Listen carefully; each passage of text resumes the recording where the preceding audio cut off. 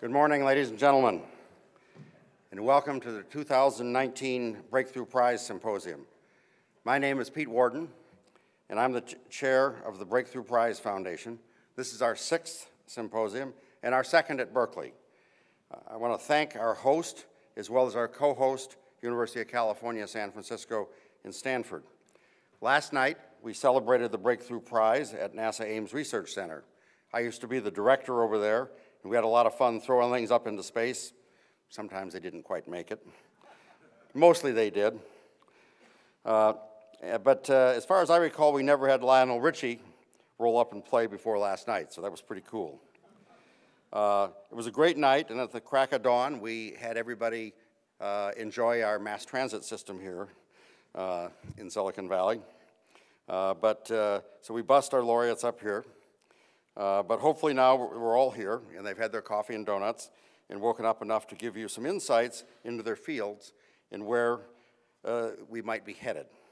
While a lot of conferences are about cutting-edge research, and some look in the far future, not many are concerned with the medium perspective, the next decade, which most of us, if we exercise and avoid asteroids, a pet rock of mine, if you'll pardon the pun, should be around to see. So the Breakthrough Prize Symposium focuses on the theme of 10-year visions, exciting theories, experiments, and technologies that could bear fruit over the next 10 years or so. So here's how the day will go. We have 3 sessions of talks from Breakthrough Prize laureates, all of this year's winners, and 3 from previous years. Each talk is 15 minutes long, with 5 minutes for your questions. The talks are designed to be accessible to a general audience, and we very much welcome participation both from lay people and scientists in other fields. The first session runs from now until lunch at 12:30. The second session runs from 1:30 to 3:15, after which there will be a 15-minute break, and the final session will go from 3:45 till 5 p.m. There'll then be a short break before the panel event, which begins here at 5:30. Thank you for coming, and I hope you will enjoy today. And now I'd like to turn it over to Randy Katz, Vice Chancellor for Research at UC Berkeley, who will welcome you to the campus and say a few words. Professor Katz.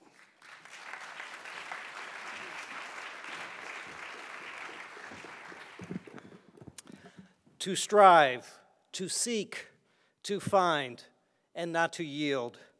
These are the immortal words that conclude Tennyson's monumental poem, Ulysses, and I could not think of a better description of the essence of scientific discovery.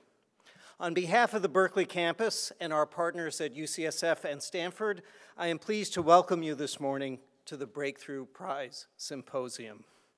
I would like to thank the Breakthrough Prize Foundation, and especially Yuri and Julia Milner, for their partnership. Their team at the foundation and many of the Breakthrough Prize winners from past years have taken an active role in planning today's symposium and panel discussions. It is rare for such a stellar array of international researchers from such diverse disciplines to come together for a series of talks on the big questions of scientific discovery and the 10-year frontier of their research expertise. Thank you for all of you for spearheading this. And a special thank you also to our partners at Stanford and UCSF, as in past years, our 3 universities are jointly hosting the program today. We will begin shortly, but first a few brief directions. The panelists will be introduced by my esteemed UC Berkeley colleagues. The first session will be chaired by Michael Botchin, the Dean of Biological Sciences in our College of Letters and Sciences. Francis Hellman, Dean of the Physical Sciences, will chair the first afternoon session, and Wick Haxton, the chair of our physics department, will chair the second afternoon session. Lunch will be available next door in the Pauley Ballroom West between 12:30 and 1:30, and the afternoon sessions, as well as the panel sessions that conclude our program this evening, will again be held in this room. A panel of distinguished speakers, Breakthrough Prize winners all, will address 3 big questions. Is time travel possible? What are the limits of science?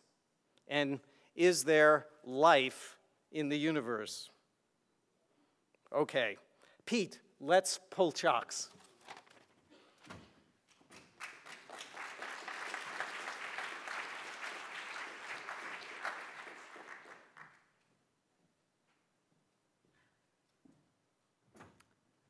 Well, it is a great honor to be here, and I can always count on Randy to start things off with some inspiration. I think that the Tennyson poem, I think the last time I looked at it was probably 40, 50 years ago, but I'm going to have to go home and see it again.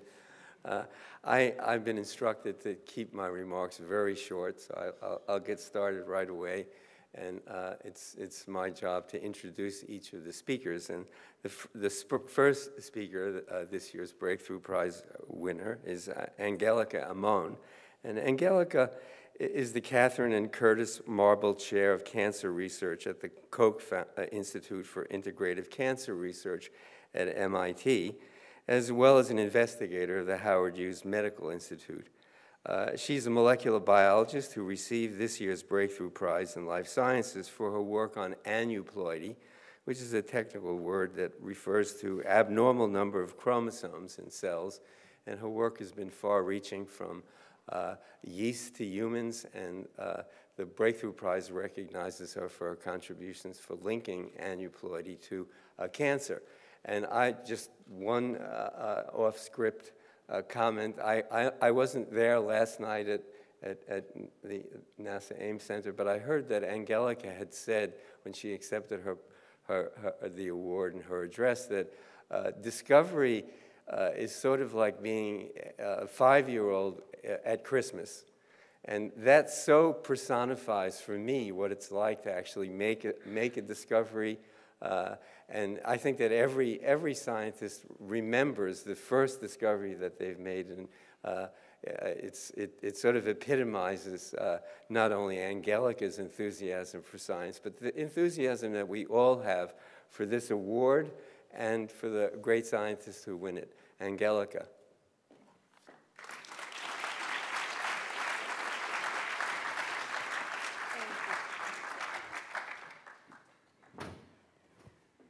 Good morning. Thank you all for coming.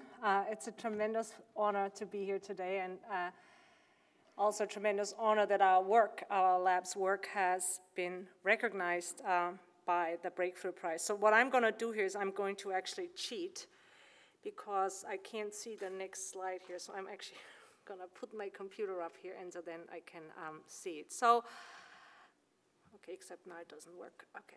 Never mind. Okay, we'll do it without it. So thank you all for coming. What I'm going to do this morning is sort of very briefly tell you why it's important that you have the number of chromosomes that you do, and what we're trying to learn by studying when you end up with the wrong chromosome number. That's that funny word, aneuploidy, that Mike just mentioned, and why it's important that we understand this. So my lab has had a long-standing interest. Oh, I can see this here. Okay, my lab has had a long-standing interest in the molecular mechanisms that govern chromosome segregation. But what I will do today is I will tell you about our work on understanding what happens when this process goes wrong and when cells missegregate their chromosomes and end up with the wrong chromosome number. And as I mentioned, that condition is called aneuploidy. I'm showing you an example here. There is, on the left, you see a normal cell, except this. I don't think this is working. Okay, so I'll just point. On the left, you see the chromosomes of a normal cell that has these 23 pairs of chromosomes. And on the right, you see an example of a highly aneuploid cell of a cancer cell. And that sort of already gives you a hint of why we believe it's important to study aneuploidy. It turns out this condition is always associated with death and disease. When chromosome missegregation happens in the cells that give rise to egg and sperms, it's actually the leading cause of miscarriages and mental retardation in humans. When chromosomes are divvied up incorrectly during the cell divisions that give rise to the body, to our soma, that is a hallmark of cancer. More than 90% of all human tumors are characterized by having the wrong chromosome number. I want to put this number into perspective for you. So over the years, people have learned a lot of mutations that cause cancer. And the most frequent gene inactivating mutation in cancer is P53. Turns out 50% of human tumors harbor mutations in P53. There's another mutation that is characterized by being hyperactive. It's a mutation in the gene RAS. And about 30% of human tumors have hyperactivating mutations in RAS. So clearly, aneuploidy is much more prevalent than any other genetic alterations in cancer. And in light of these numbers, it's perhaps not surprising, actually, that the very first hypothesis that was put forth to explain the origins of cancer was based on the observation that cancers have highly aneuploid genomes. And this hypothesis was put forth by Marcella and Theodore Boveri, who in 1914 proposed that aberrant segregation of chromosomes is responsible for a normal cell to become a tumor cell. And epidemiological studies support their idea. What I'm showing you here is a slide that demonstrates survival of patients with either tumors that have a more normal genetic complement, they're more euploid, as we say, and compare that to tumors that are highly aneuploid. And as you can see, this is an analysis, that graph up here, that shows that for all human cancers, and you can see there's a clear difference. There's also differences when we start looking at specific cancers. So my lab, a number of years ago, became interested in understanding how losing or gaining whole chromosomes leads. Oh, thank you so much, sir. I really appreciate this. Yes, much better. My lab wanted to understand how gaining and losing whole chromosomes contributes to tumorigenesis. But studying this question in cancer is actually quite difficult, because it turns out cancers really have messed up DNA. They don't just have whole chromosome gains and losses, they have mutations, deletions, amplifications. So figuring out exactly what it means for a cell to lose or gain a whole chromosome in the context of cancer is difficult. And so we decided to do instead is we reasoned that if we want to understand how aneuploidy contributes to cancer, we really first need to understand how the condition affects normal cells. And this is the story that I'm going to tell you about today. I will first very briefly summarize for you our work that addresses how having the wrong chromosome number affects the physiology of normal cells. And then, as per request by the Breakthrough Prize team, I will then spend most of my time talking about future challenges and what I perceive them to be. I have to give you a little bit of warning here. If you ask scientists to predict what the next big questions are, they are invariably wrong. So, because that's the beauty of science, you know? You go one way and you think you're going down this way, and then you stumble across something, and then, you know, it makes you go this way. So this is sort of what discovery is all about. But I've tried my very best to sort of come up with some ideas that I think will be important for us to address in the future. So I'm going to then first tell you about how we believe aneuploidy contributes to tumorigenesis. I will summarize some very initial, interesting, exciting data that have emerged recently in the field. And clearly, our next big question is to test these hypotheses and ideas. I will then tell you about some very recent and I believe very exciting work that suggests that aneuploid cells are actually not unnoticed by the organism. It turns out that there's actually mechanisms in the organism that clear aneuploid cells. And a key challenge then will be, of course, how then aneuploid cancer cells suppress these clearance mechanisms to develop disease. And then last but not least, I want to sort of bring up this idea of exploiting the aneuploid state of cancers as a therapeutic target. So let me briefly summarize what we've learned about aneuploidy. So we initially started our work in a model organism. It is my firm belief that studying model organisms actually provides fundamental insights into human disease. So we initially did this work in budding yeast and then later on extrapolated it to the mouse and to human cells. And so we created a large collection of both yeast, mouse, human, and human cell lines that carried specific chromosome gains and losses. They have specific names. If you gain a chromosome, it's called a trisomy. You probably have heard about trisomy 21. These are individuals who have 3 copies of chromosome 21. If you lose a chromosome, it's called monosomies. So we studied these cell lines, and then in addition, we study cell lines that actually have mutations in genes that that are responsible for segregating chromosomes accurately. So when you make mutations in these genes, what happens is these chromosomes get missegregated, and you create, pools of cells that have very highly variable and aneuploid karyotypes.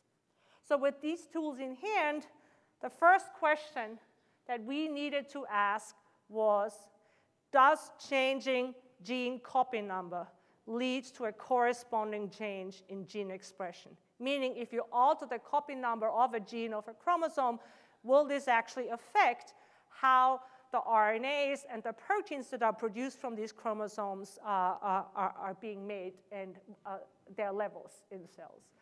And in yeast and in mouse and in humans, and I believe in all eukaryotes, the answer to that question is very clearly yes. Let me show you a piece of data here. So these are yeast strains that have an extra copy of a chromosome. And what I'm showing you here is I'm arranging the genes according to their position in the genome. And then I have a method to measure the copy number of the DNA. And when it's increased, it's red, and when it's the same as it, then it's gray. So here we created these yeast strains. Each of them have an extra copy of a chromosome. And what I hope the people who are not red-green blind will appreciate here is that this leads to a corresponding increase in the production of the RNA and a corresponding increase in the production of the protein. So that result was important. The reason why this result was important is because it made us change the question that we were asking. Instead of asking, well, what happens when you lose or gain a chromosome, the real question that we had to ask is, what are the consequences of subtly changing the expression of many genes at the same time? And we spend enormous amounts of time and effort to address this question, and all my students and postdocs will be very depressed to see that I summarize all this work in like basically 2 slides. So the first answer to this question is a very intuitive answer, which we call gene-specific effects. What does that mean? A gene-specific effect means that when you change the dosage of a gene, it will have consequences for the cell. You make more of it, you make less of it, the pathway may be working better now or might be working worse. The surprise came that from a different set of phenotypes or traits that are not as intuitive, which we call the general aneuploidy-associated stresses. And what was remarkable about those is that these phenotypes or these traits are common among many different aneuploid cells, and they tend to scale with the degree of aneuploidy that exists in these particular cells. What are these phenotypes? They are basically increased free radicals, or what we call in the field oxidative stress. There's significant alterations in the metabolism, increased misfolding of proteins, and a genomic instability, meaning that they no longer faithfully copy and segregate their chromosomes accurately. What's important about these phenotypes is that they have consequences for the cells, and for the non-biologists here, really the only thing you need to remember is that they cause stresses, and the cells stop working well. Biological pathways stop working, they're working suboptimally. That stresses the cells, and basically it results in a slow growth and poor proliferation. So, remember what I set out, how I set up my talk. I said, well, we want to understand how aneuploidy contributes to tumor genesis.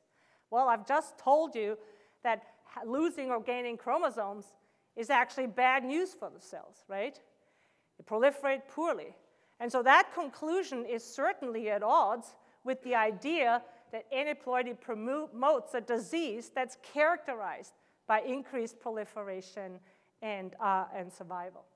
And so that brings me to a second part of my talk where I would like to sort of highlight the important new challenges. And of course, the first one is we need to understand how aneuploidy contributes to tumorigenesis. And the field has some ideas that I want to briefly summarize for you. So recall, aneuploidy inhibits proliferation. So this must mean that aneuploidy must contribute to the disease in ways other than promoting proliferation.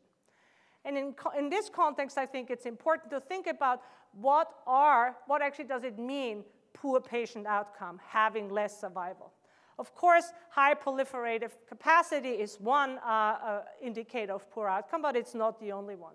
We usually consider poor outcome when either the disease has metastasized from the primary site to an essential organ, such as the brain, the lung, or the liver, and when a disease has become refractory to traditional chemotherapy and other treatments. So we are starting to think that perhaps aneuploidy contributes to tumorigenesis by endowing these cancer cells with new traits. It allows them to do things that they are not normally able to do. And the reason why we're starting to think about this is because very elegant work in experimental evolution studies in microorganisms suggests that gaining and losing chromosomes can actually be beneficial under specific stress conditions. And we now have reason to believe that this is also true in cancer. I'm showing you here one very small piece of data where we're looking at the ability of aneuploid cells to survive the treatment with a very traditional chemotherapeutic called cisplatin. And in black, you see the survival of normal euploid cells, and that is less, they survive less well than, for example, these two aneuploid cell lines shown here in red. The other way we think aneuploidy contributes to tumorigenesis is by promoting tumor evolution. And that hypothesis arises from the observation, a very striking observation, that in every organism we've looked at, aneuploidy causes genomic instability. That means it reduces the ability of cells to proliferate well, to copy their DNA and segregate their DNA. We see that there's increased chromosome missegregation, increased mutations, replication stress, and defective DNA repair.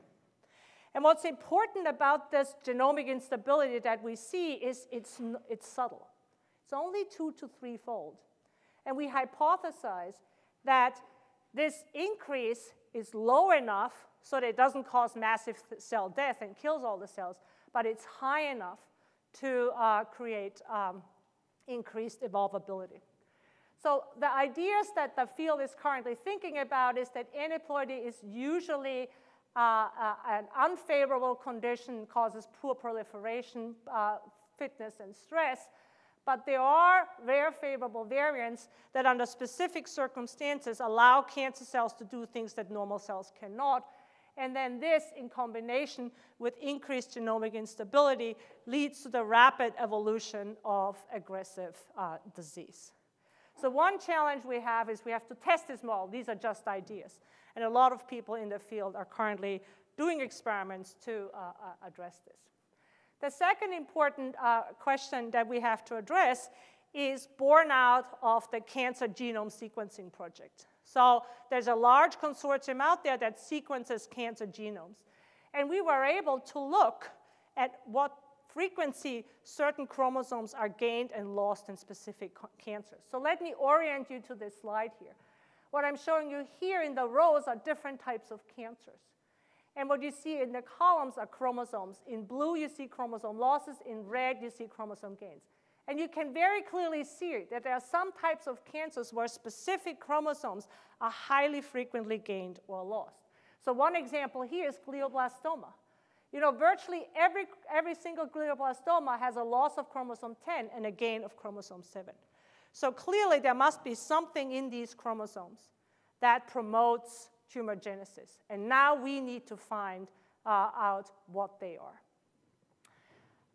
The next big challenge that I think we need to address is that of how cancer cells basically develop aneuploidy tolerance and allow these cells to survive despite the fitness challenges that we have. And I'm going to skip that slide in interest of time, and I'm going to just tell you that we and multiple other groups in the field have found that actually aneuploid cells are being recognized by the immune system. And of course, the key critical questions are now, what aspect of aneuploidy do these immune cells recognize? Which type of immune cells are recognizing this? And then, of course, most important, how do cancer cells that are highly aneuploid evade the immune recognition? So this is going to be exciting times learning what's going to happen. And then finally, I want to address the possibility of using aneuploidy, developing it as a new therapeutic target. We believe that such cancers such aneuploidy as a therapeutic target would be highly efficacious. It would be broad spectrum. I told you most solid human tumors are aneuploid. It would also be highly specific because normal cells are not aneuploid. And several groups, including ours, including mine, have begun to look for such compounds that can do this. And we have early results suggest that they may exist. So with that, I want to thank all the many people who've worked on this project over the years. It's been a terrific experience to have worked with so many talented people. Thank you for your attention.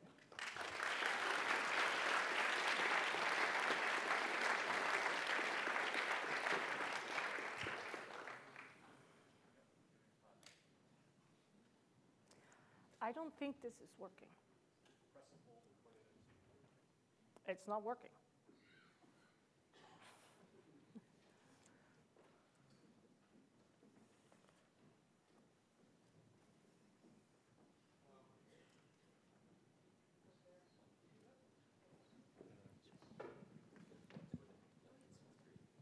One of the key differences between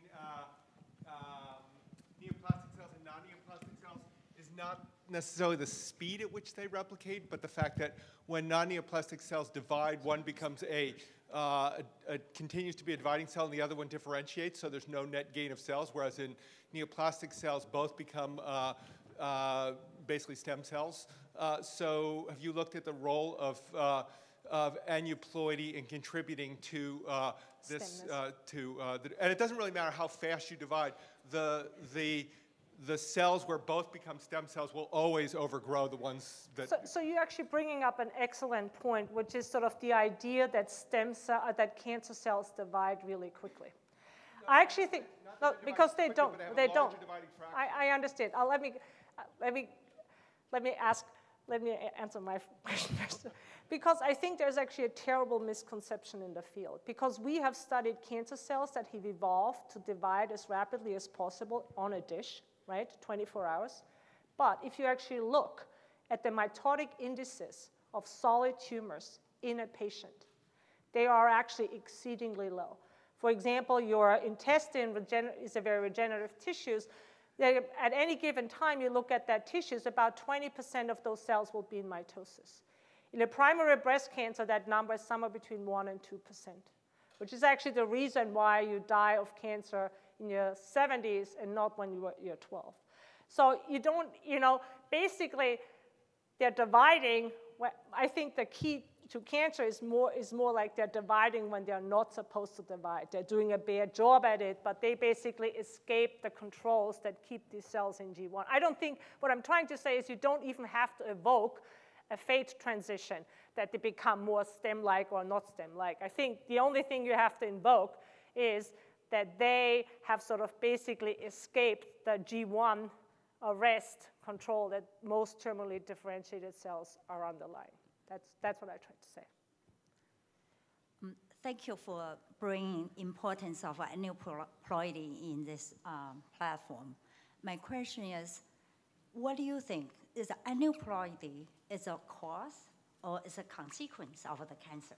It's an excellent what question. can cause aneuploidy? So you're bringing up an interest. So I actually personally think it's both. You're bringing up an interesting question, which is sort of what comes first? Are there oncogenic mutations that then lead to aneuploidy, or is aneuploidy first? So I personally believe is that the oncogenic drivers are initiating tumor genesis, and that aneuploidy then basically helps the cancer to develop and evolve and do the things that moving from simple hyperplasia to aggressive disease.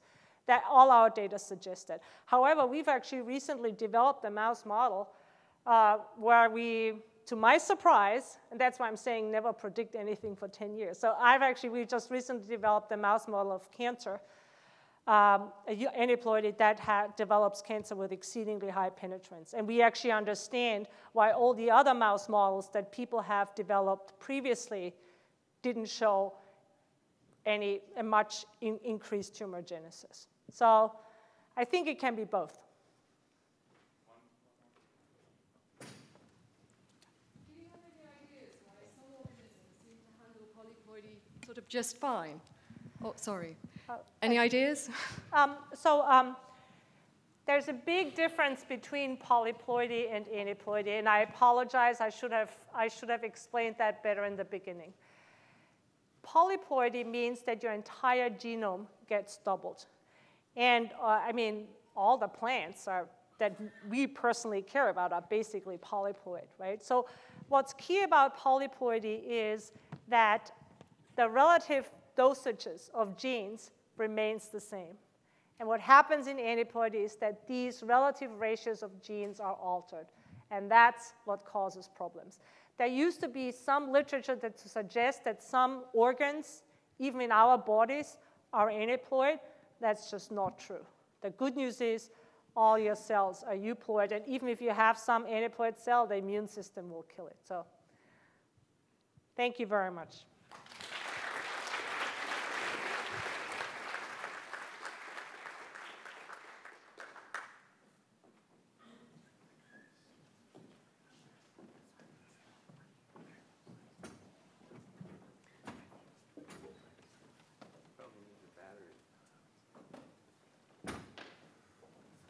Okay, now we're going from something living to electrons. Charles Kane. Charles Kane is the Christopher H. Brown Distinguished Professor of Physics at the University of Pennsylvania. He's a condensed matter theorist who shared this year's Breakthrough Prize in Fundamental Physics for the discovery of topological insulators, a new class of electronic material which he can tell you about in today's talk. I'm looking forward to this. The title of the talk is Envisioning the Emergence of Quantum Topological Matter. Thank you. Okay, well, it's really, truly an honor to be able to share the Breakthrough Prize with my colleague, Jean Malie, from the University of Pennsylvania. And why is, okay. But I would also like to point out at the beginning that there were actually several people who made crucial early contributions to this subject. And the field would not have developed in the way it had if it weren't for their important contributions. So I'd like to begin by publicly thanking those people. And so this initial work was about 10, 12 years ago. Over that 10, 12 years, the field has developed immensely. And today there are many, many, many groups all around the world working on this. And these many groups are the people who are going to be pushing forward to the next 10 years, for the new developments that I'd like to give you some flavor of what we think is going to happen. And so what topological insulators and topological phases of matter are about in general is what can you make with the matter that we have. And the building blocks of matter are actually pretty simple.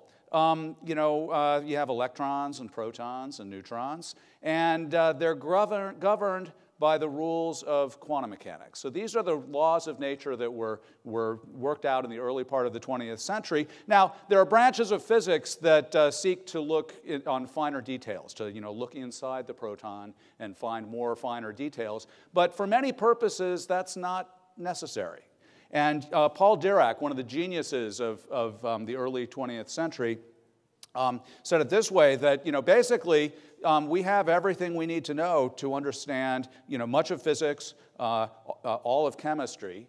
There's just one problem, which is that the equations that you have to solve are too complicated. And now that's actually a big problem, because complicated, when you have 10 to the 23rd particles, if you want to think of a quantum state of 10 to the 23rd particles, it's enormously complicated. It's so complicated, it's hopeless to even begin thinking about how much information is contained in this many particle wave function, okay? And so it's hopelessly complicated, but there's another amazing fact, which, and Philip Anderson said it this way, which is that more is different. And that when you have systems of many particles, simplicity can emerge out of the complicated behavior, okay? And what I'm going to be describing to you, topological phases, are an example of this emergent simplicity, and new organizing principles emerge at these different, at this new level, which are, in a sense, are just as fundamental as the fundamental building blocks, okay? And so this is the idea. And I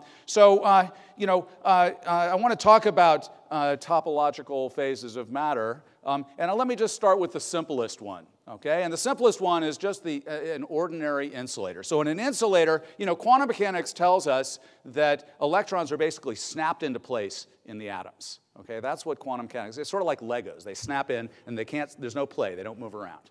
And in an insulator, all the electrons are basically snapped into place, and they can't move anywhere. So there's a sense in which the insulating state is the most boring state. The electrons don't do anything. But there's one thing that you can do, which makes it a little bit more interesting, is you can actually add an electron. And if you add an electron, that electron can move around, okay? It can conduct electricity, okay? And so there's a sense in which that added electron can move around just like an electron can move around in empty space. It's like a particle that can move around in empty space. But there's another thing that you can do in an insulator, which is you can remove an electron, okay? And so this missing electron, we call this a hole, it can move around too. It's like a particle, okay? So this insulator has a new kind of particle that wasn't there in the original building blocks. It's a new kind of particle that emerges out of the collective behavior of all of the electrons, okay? And so there's something fundamental about this insulator, which it has these elementary excitations, which are electrons with a charge E and holes with a charge minus E. Or maybe the other way around, I guess. But actually, this is actually kind of like the empty space, the vacuum, okay? So the vacuum has electrons can move around. But actually, if one of the lessons that Dirac taught us in quantum theory is that actually there are sort of holes in the vacuum too, okay? And those holes are called the antiparticles of the electron, called the positron. So there's a sense in which the electron and the positron are really just like the electron and hole in an insulator. And so what this means is that the insulator is sort of like a model vacuum, okay, a model empty space. But the thing that this does is it makes it so that you have much more control over the properties of an insulator than you do of empty space. There are many more knobs. You can change the composition of what you're making the matter out of. You can change where the atoms are.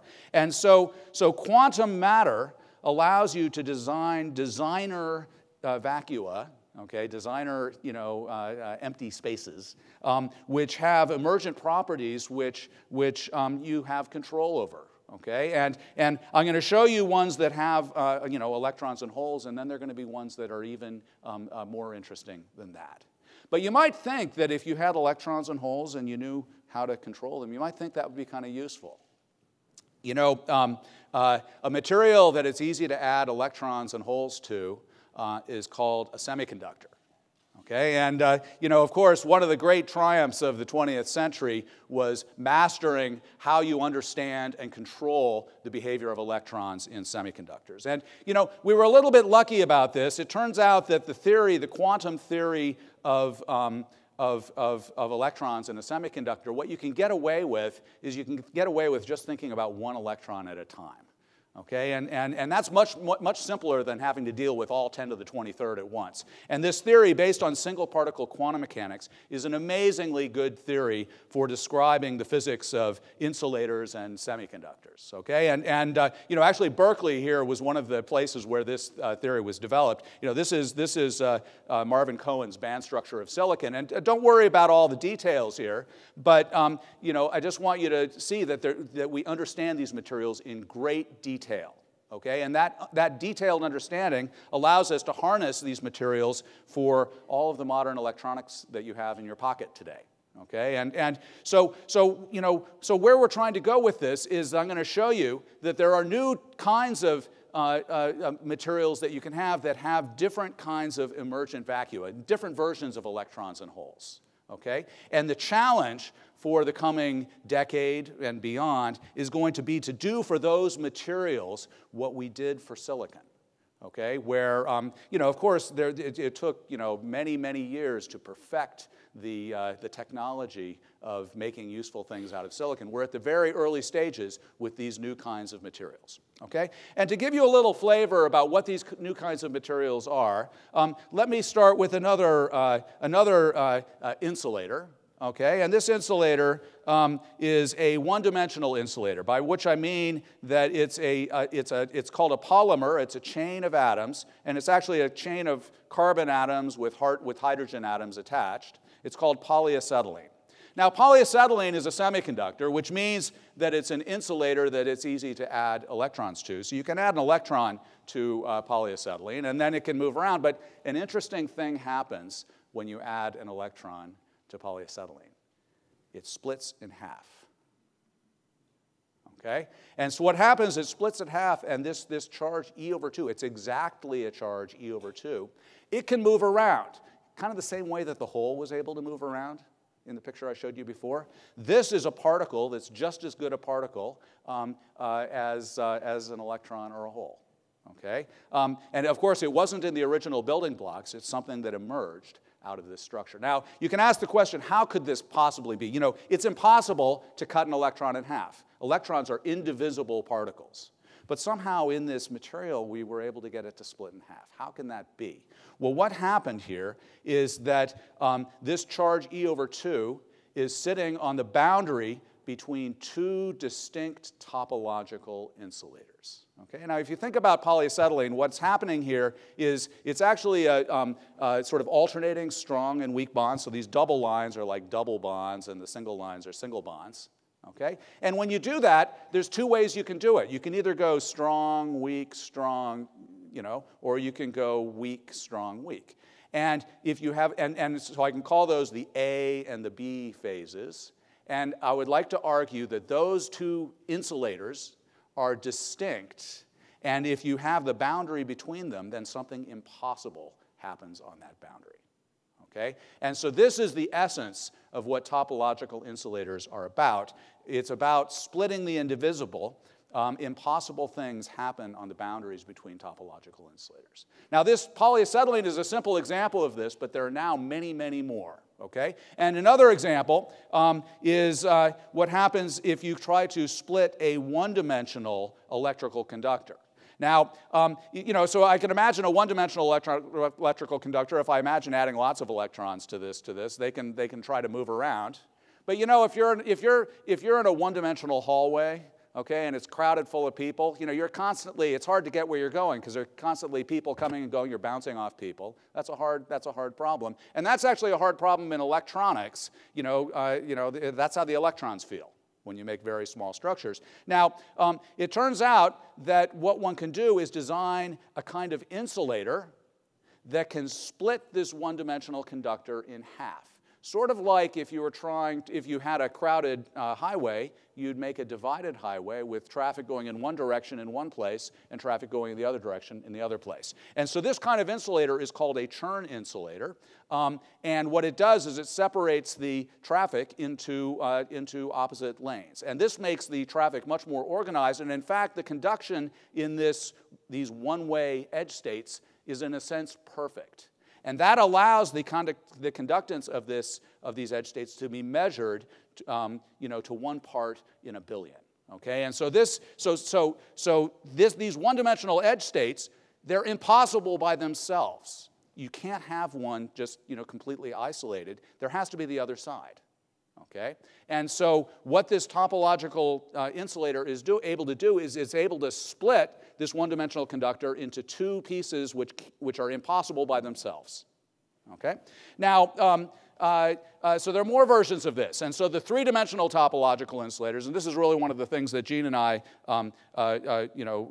figured out, happen if you take a 2-dimensional electrical conductor. It can be split now into a 3-dimensional topological insulator where you have now this impossible half of a 2-dimensional conductor on the top and on the bottom.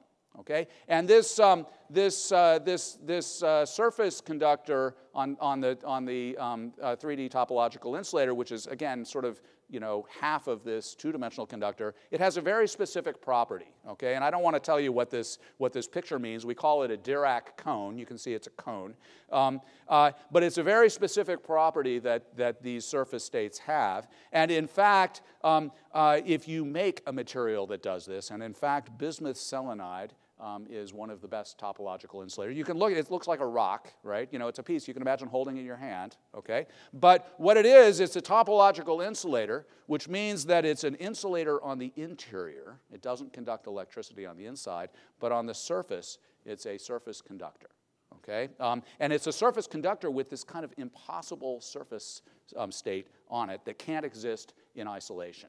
Okay, and by taking a fancy picture of this surface using angle-resolved photoemission spectroscopy, Zahid Hassan from Princeton was able to see this textbook perfect-looking Dirac cone on the surface. Okay, and so these are materials which are discovered, and I think Jean Malie is going to tell you this afternoon about all different kinds of materials that are like this that one can have. It turns out that since these materials were discovered, we've realized that they're much more common than we really than we first thought. And there's a whole industry of scientists who are now discovering new materials and related materials and ways of thinking about it.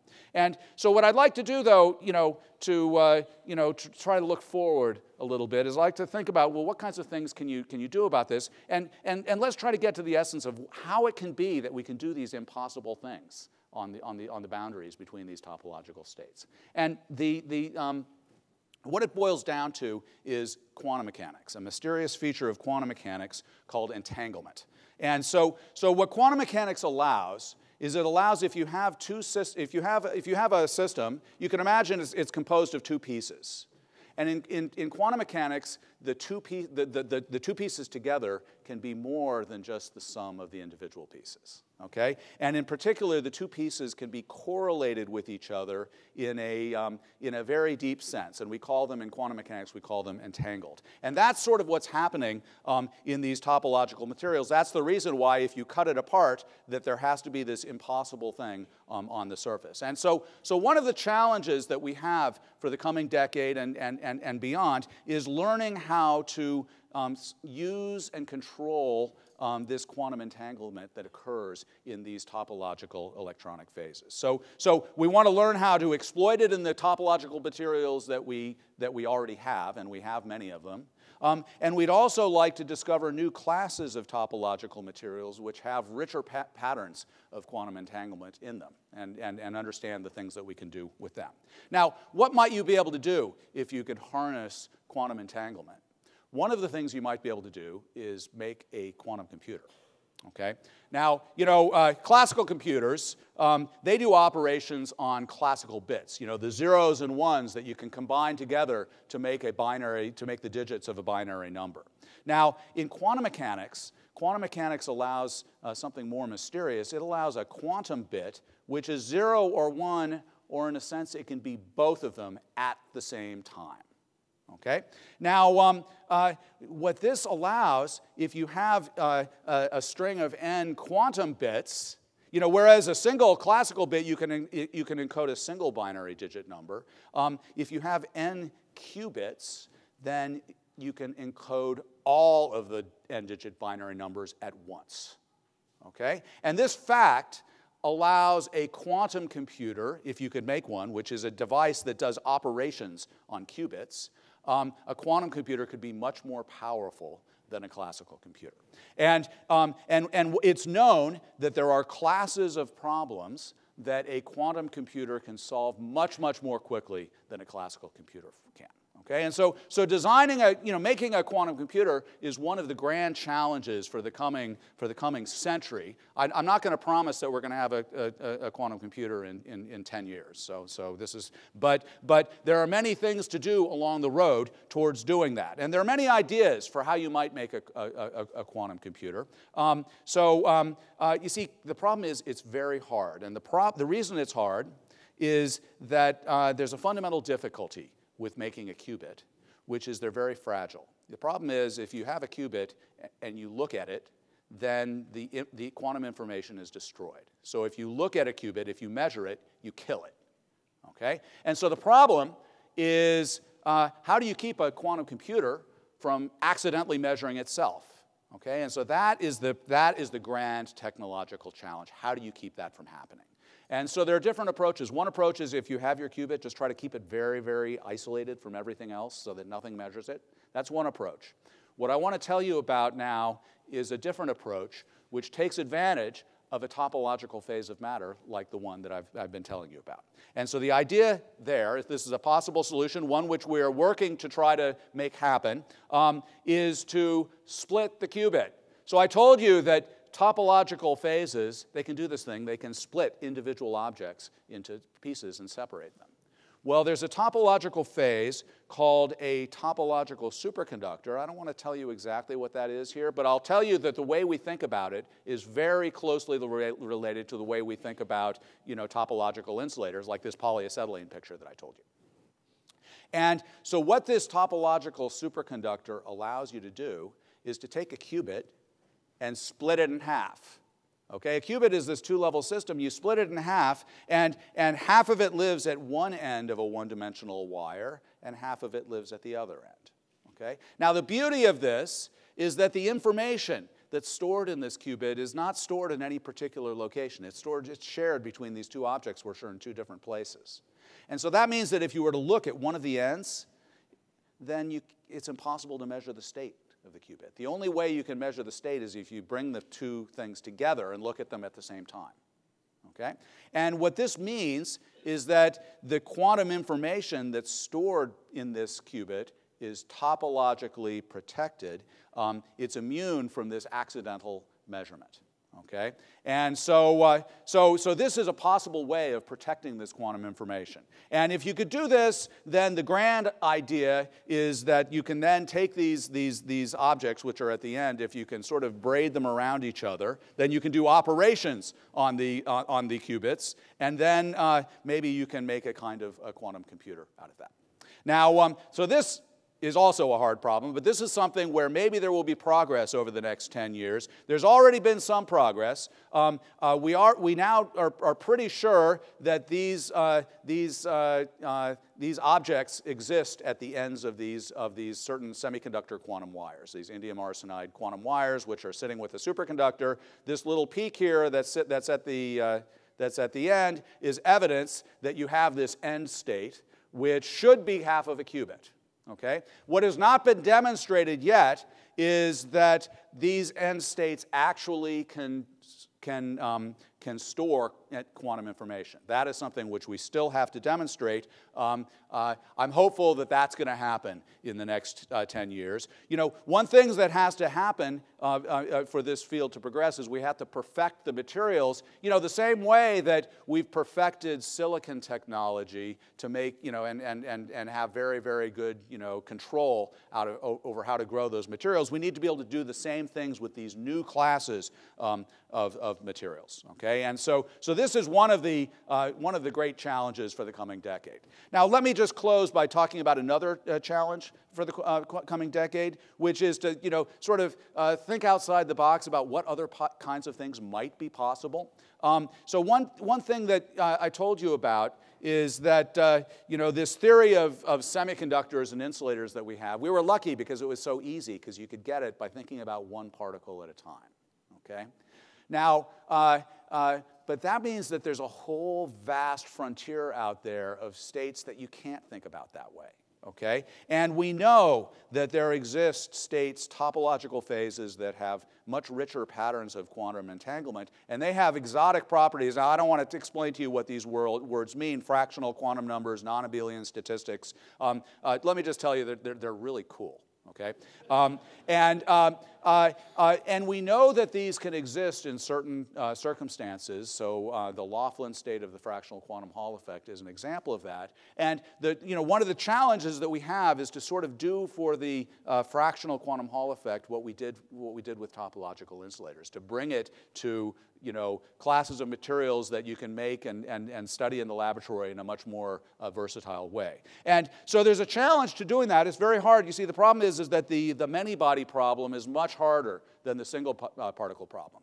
Now, we actually, there's much understanding that we've been developing over this, but the theoretical understanding of these strongly correlated topological phases that we have is based on sort of a sort of idealized description of the system based on effective field theories and idealized exactly solvable models. And the problem with these things is you sort of lose sight of the original electrons.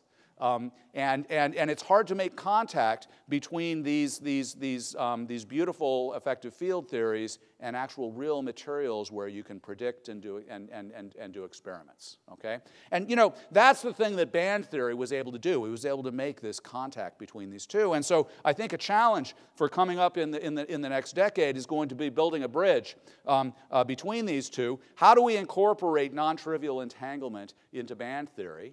Okay, and so I think this is something where young theoretical physicists who are coming up are going to be the ones who make the great discoveries in this. How do you think about this many-body problem? There are ideas which are being developed. Density matrix renormalization group, tensor network states, maybe machine learning. How do you incorporate these things in order to build a bridge between the sort of abstract effective field theory description of strongly correlated phases and actual real materials? Okay, and so let me just sort of conclude by making the point that knowing the building blocks and how they fit together, that's only part of the story, okay? You need to understand the organizing principles for how the matter operates. And just as an example, I'm teaching classical mechanics to my students right now. I have freshman students. They're learning Newton's laws. And, Newton, basically got it all in 1687 in the Principia. He did all of Newton's laws. But it was only later that it was realized that an organizing principle for understanding classical mechanics is to think about energy. Okay? And energy is an organizing principle that, that of course is very, very important.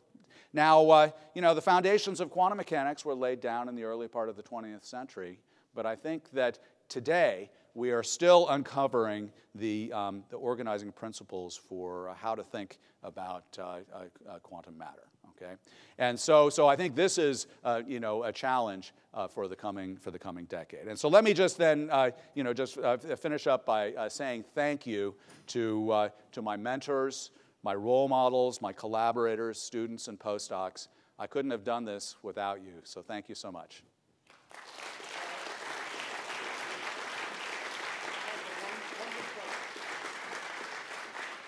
One good question.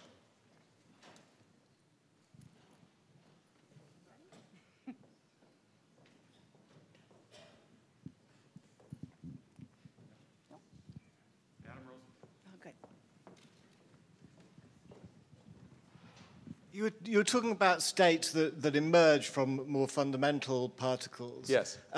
Can those states is there any hints that they can give us about the fundamental particles that we don't already understand? I'm sorry. So if these quasi-particles can emerge out of more fundamental particles, is there some sense in which the fundamental particles could themselves be emergent? Sure, of course. I mean, so look, you know, so there's a branch of physics which seeks to dig deeper and deeper into, you know, smaller length scales, higher energies, and understanding what the ultimate fundamental building blocks are. Okay, and so starting with that deeper theory, then the electrons and protons could emerge. So for instance, you know, the proton, if you look deeper, it's actually made out of 3 quarks, okay?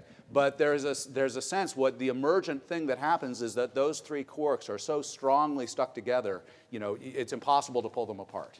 And so that means that this particle, the proton, emerges from that deeper theory. So I would say that in that sense, the electron and the hole of a semiconductor are, in a sense, as fundamental as the electron and the positron.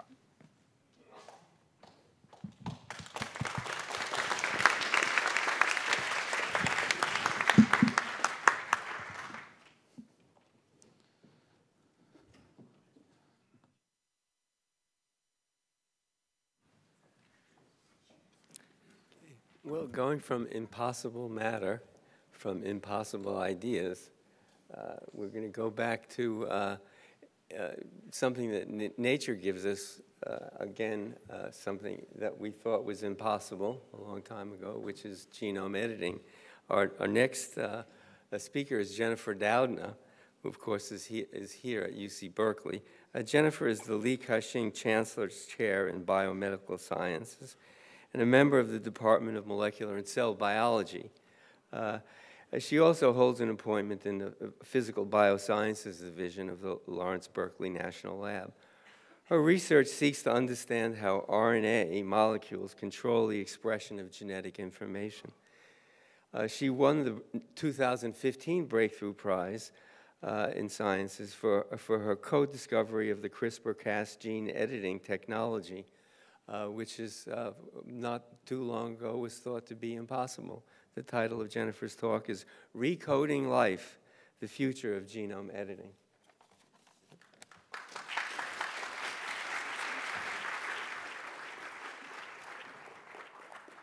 Well, good morning. It's a great pleasure to be here and to have the opportunity to talk to you a bit about the science that we've been doing over the last number of years here at Berkeley. And I wanted to start off by introducing the concept of gene editing by showing this beautiful structure of the double helix of DNA. So DNA is the chemical that stores all of the information necessary to make life possible.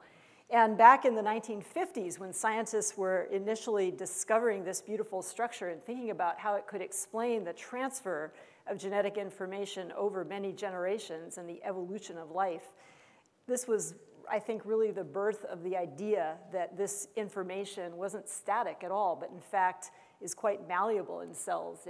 And you heard about in Angelika Amon's talk this morning, it's information that changes over time, sometimes for better, sometimes for worse. And scientists have been imagining ways that it might be possible to control that change, to actually recode life, if you will, to change the DNA sequence so precisely that we could both understand fundamental questions about genetics, but also control those genetics, be able to do things like cure genetic disease by altering the code that leads to disease in cells or tissues or whole patients or organisms. And this was not a topic that I was working on at all in my own lab. As you heard from that introduction from Michael, I've been interested for a long time in how molecules that are chemically related to DNA, but different in important ways, called RNA molecules, how these pieces of genetic material called RNA can influence the flow of genetic information in cells. And we've worked on various questions to do with this over the years in the lab. And what led me to get involved in genome editing was actually a serendipitous involvement in a question that might seem unrelated to gene editing, which is basically understanding how bacteria fight viral infection. And I got interested in this question because of a colleague here at Berkeley, Jill Banfield, who had noticed that bacteria had what appeared to be an adaptive immune system, something that nobody thought bacteria would be capable of encoding in their own DNA. And she contacted me about 12 years ago now to explain this idea to me. Nobody had done any experiments in the field at the time. And as a biochemist and a structural biologist, I got intrigued about whether this bacterial immune system might involve molecules of RNA. And that's how we got started working on something called CRISPR. And if you've seen this acronym CRISPR, if you've seen it in the media, you might wonder if it's a new kind of cracker or a place to store your vegetables. But actually, it's an acronym that stands for a place in the genome of bacteria where pieces of viral DNA are stored over time. And here's how it works. So the idea is that let's see if I can get this to work. There we go. So this is a segment of a bacterial cell that you're looking at that's being infected by a virus. And when this virus infects the cell, it injects its genetic material, its DNA, into the cell. Now, if this cell has a CRISPR pathway encoded in the DNA, it has a place in the DNA where it can store little bits of viral sequence. And so those pieces of virus DNA are integrated into the CRISPR locus, this part of the genome, in a particular pattern that allows the cell to recognize that as a vaccine. It's essentially you could think of it as a DNA vaccination card. It's a place that stores a genetic record of past infection. And the cell can then make a copy of that CRISPR sequence in the form of RNA. It's sort of a transient copy of this genetic material that's made in the cell, and it gets processed down to shorter bits of RNA that each include a sequence derived from a virus. And those RNA molecules, called CRISPR RNAs, are recognized by proteins encoded by CRISPR-associated or Cas genes.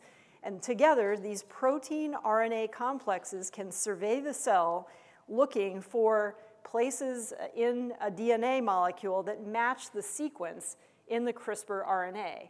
And once that match is found, the proteins that are brought along by the CRISPR RNA can cut up these DNA molecules and lead to destruction. So if you look at this pathway, it's a fantastic way that bacteria can acquire immunity to their infectious agents and then program proteins, these Cas proteins, to find and destroy those viral DNAs should they try to infect the cell in the future. And so in the process of studying this pathway, I started a collaboration with Emmanuelle Charpentier, a co-recipient of the Breakthrough Prize back in 2015. And together, we began investigating the mechanisms by which this adaptive immune system can function, and in particular, how it can program proteins to find and cut DNA. We thought that was a fascinating question, but very much a fundamental question that we didn't have any designs on turning it into a technology at the time. We just wanted to understand how it worked. And so in collaboration with Emmanuelle's lab, two fabulous students that were working with us at the time, Martin Janek, a postdoc in my lab, and Chris Chylinski, a student working with Emmanuelle, teamed up to investigate the function of a specific protein called Cas9 that came to our attention as a molecule in many bacteria that can be programmed with CRISPR RNAs and provide protection to cells from future infection. And in the course of investigating how this protein works, we recognized that it is an enzyme. It's a chemically active protein that works by recognizing a 20-letter sequence in a DNA molecule. And so what you can see on this cartoon is the DNA is right here, opening up inside the Cas9 protein, which is the blue molecule. And that recognition site occurs at a place that matches the 20-letter sequence in a CRISPR RNA molecule, this molecule right here. So in bacteria, that would be an RNA that was made as a copy of the sequence recorded in the CRISPR array. And then together with a second molecule of RNA called tracer, the red molecule, these RNAs bind to Cas9, so they form a chemical complex that allows this protein to open up the DNA at the site of recognition and use two chemically active sites to cut each strand of the DNA double helix. Now in bacteria, this is a fantastic way to destroy a virus because the bacterial cell, after the DNA has been cut, can degrade those broken DNA molecules and destroy the virus from producing further copies of itself. But in the laboratory, we realized that this system could actually be simplified. And by understanding the details of how it worked chemically, Martin Jinek in my lab was able to combine these two separate RNA molecules into what we called a single guide RNA that would contain the programming information on one end, that gold bar there for recognition of DNA, and the handle for binding to Cas9 on the other end. And this part of the RNA stays constant in every case. And then as scientists working in the lab, we could change the sequence of RNA on this end to allow any DNA molecule to be recognized at a particular place in the sequence to allow precise cutting by Cas9. So this was kind of a cool thing, and when we realized how this worked, it was really exciting to understand how bacteria could use this programmable enzyme to fight infection.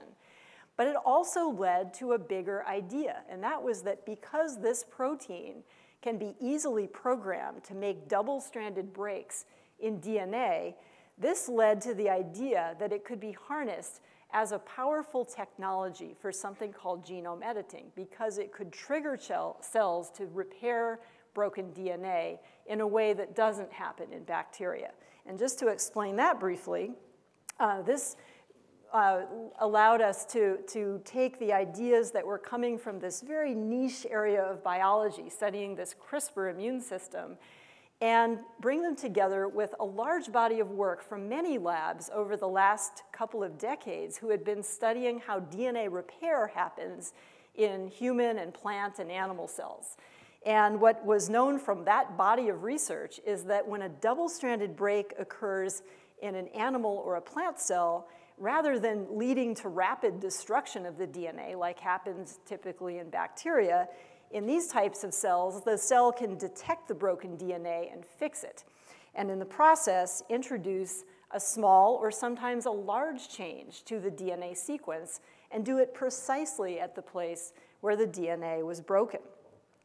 And so this had led to earlier technologies for genome editing that relied on proteins that could be built and designed to recognize and cut particular DNA sequences, but they were cumbersome to use. And the beautiful thing about the CRISPR-Cas9 technology is that it's a simple way to introduce a break in DNA precisely so that the cellular repair can take over and edit the DNA, edit the genome. And this is a video that illustrates how we imagine that this system actually works inside of a cell like ours that has the DNA encased in the nucleus. So we're zooming into the nucleus here. You can see the DNA packaged in chromatin, so it's wrapped around proteins. And amazingly, the Cas9 enzyme with its little piece of RNA that tells it where to go, it's the zip code that tells it where to go in the genome, searches through all of that DNA, finds a matching sequence to the guide RNA, and then opens up the double helix and generates a blunt break in the helix, leaving those ends available for recognition by repair proteins that can come in, and this is where the magic happens, and fix the break, in this example, by integrating a new piece of genetic information at the site of the break. And so over the last 6 years since we first published this work, the technology has taken off and been adopted globally for a wide variety of applications, really across all fields of biology. It's been truly amazing to see what scientists are doing creatively with this technology. And very briefly, I just want to give you a sense of where I see this going in the future. I think the field of technology development continues to advance very rapidly, so we see new iterations of CRISPR tools coming along virtually every week or month. We know that there are many opportunities in biomedicine, agriculture, and industrial biotechnology using gene editing, and I'll give you just one quick example that illustrates the power of this tool.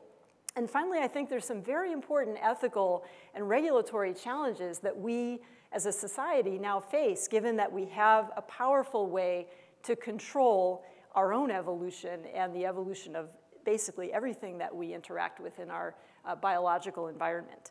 So to just give you a sense of where the technology is going, it's been possible to discover many different natural forms of CRISPR-Cas enzymes, as well as to develop new ones in the lab. And this is an example of some recent enzymes that I've been able to find in collaboration with Jillian Banfield here at Berkeley. We're investigating how these proteins with their guide RNAs are able to form structures that interrogate the genome and find sequences for cutting or other kinds of chemical modification. And in this example, we know that this is just showing that there's lots of interesting chemical variety that we find in nature, including as we find proteins that are smaller in size, we find that their RNA components tend to get bigger.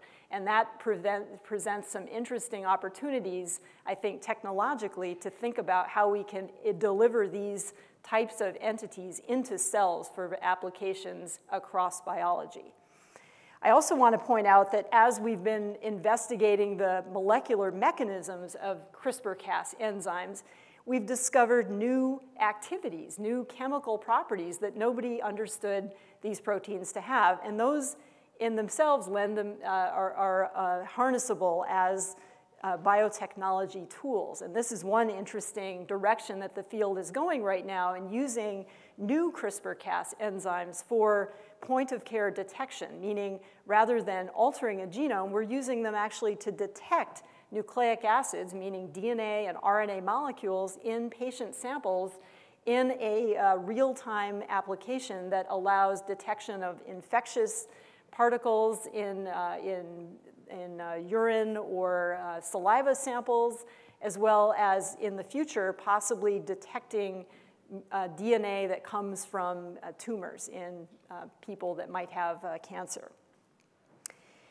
And then I wanted to, sorry about that. I wanted to very briefly mention an exciting direction that the field is going in terms of treating genetic disease. And this is work from Eric Olson's lab at the University of Texas, where he's been using animal models of muscular dystrophy to investigate how you could use gene editing to repair the DNA and allow a protein that, in the case of muscular dystrophy, is not produced in people and leads to muscular degeneration, and then edit the DNA so that this protein called dystrophin can now be produced. And you can do this by using these CRISPR-Cas scissors to cut out the defective part of the DNA and allow the repair to happen in such a way that this dystrophin protein can now be generated in muscle tissue. And just to show you a very dramatic example of this in a dog model of muscular dystrophy, and this is work that was published recently in Science magazine and that Eric Olson presented at a conference that I attended in New York a couple of months ago. He showed this slide, which shows on the left-hand side normal tissue. So these are muscle tissue that's producing this dystrophin protein stained with green, so you can see it there. It's not produced in dogs that have this mutation that mimics what happens in humans that have muscular dystrophy. And then if these animals are untreated, of course, when you look in their muscle tissue over time, they're not making dystrophin, and they have muscle degeneration. And you can see this as a loss of use of their limbs. But in dogs that were treated, and they were treated by a single injection of a virus that produced the CRISPR-Cas9 molecules to edit the DNA appropriately, you can see now that this muscle tissue from these dogs, two different animals here, is producing dystrophin. And if you are really interested in this, I encourage you to go and look at the video of these dogs that Eric showed, and it's on his website, that shows that these dogs that are treated are now able to use their limbs in a way that the untreated dogs are not. It's really profound, and I think it shows the future, what's coming. It's not there today, but we have an opportunity, I think, to use this technology to not only treat people that have these types of diseases, but in the future to actually cure these diseases. And my light is flashing, and I'm just going to close by pointing out that the ethical challenges are big, and one of them, I think, is the idea that in the future it may become the norm, actually, to use gene editing not only in kids and adults, but also in the germline, meaning in a way that passes along changes in the DNA to future generations. And this is a very active topic of discussion right now, and in fact, I'm off to a meeting in a month in Hong Kong that will follow up on this report that was released last year by the National Academies to discuss how that kind of application should be regulated, and how should we, as a scientific community, think about regulating it and controlling it in the future. So stay tuned. There will certainly be press releases about this meeting coming up about this topic, and it's an area of very active discussion at the moment. And I'm just going to conclude by pointing out that RNA-guided gene editing is a powerful way to manipulate genomes, continuing to advance very rapidly. Applications are going to depend on controlling the outcomes of the editing, including both the chemical outcomes and the societal outcomes, and how we think about the future of this use of this technology. And finally, I think over the next 1 to 10 years, we will, all of us, experience rapid advances and applications of gene editing in areas that are going to affect us, not only biomedical, but also in agriculture and applications in industrial biotechnology. Thanks very much.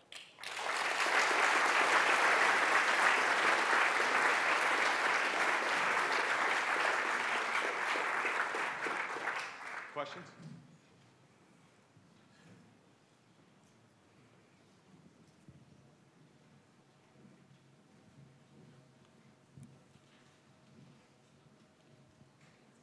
Here you go. Although this is somewhat regulatory related, do you think that, the issue of patents on such modifications, so in the plant world, making all these genome-edited plants, even though in nature the same thing could happen, just would take either a lot more time or randomly. What are your thoughts on that? I didn't quite understand the question. Are you asking about the patents? fact that we're going to be making all these genome-edited plants, and they're probably going to be under patents, so that there's ownership, even though genome editing itself, that making that mutation could have happened naturally or just takes longer. So do you think we should be regulating those kinds of plants, or because it happens in nature anyway, it's basically natural? The thing about, it's an interesting question that also gets into the definition of a genetically modified organism, right?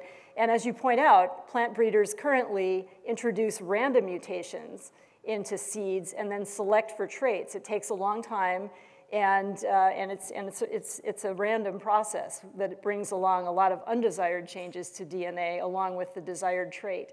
And so what gene editing offers is a way to introduce changes precisely and without all of the collateral mutations that come along in typical breeding. Should that be a patentable outcome? I think for companies to want to invest money in something like that, they have to have a way of protecting what they do. So that's the whole purpose of the patenting system. And I think the bigger question is how genetically modified organisms are going to be defined and regulated in different countries. And as you may know, that's a topic of big debate right now, and there are differences across, especially between Europe, Asia, and the United States.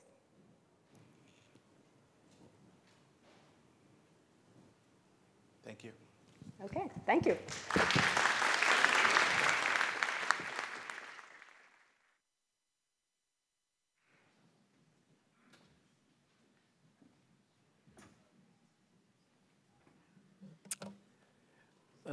Vincent Lafforgue is a professor of mathematics at the Centre National de recherche scientifique, pardon my French, and at the Institut Fourier at the University of Grenoble in the Alps. And for me, mathematics is, I constantly wonder, and this is not an original thought to myself, why the real world can be explained through very creative mathematical objects, equations, and it's sort of a real mystery to all of us, and I think that the Breakthrough Prize in recognizing mathematicians see the relationship between advances in mathematics and basic discovery.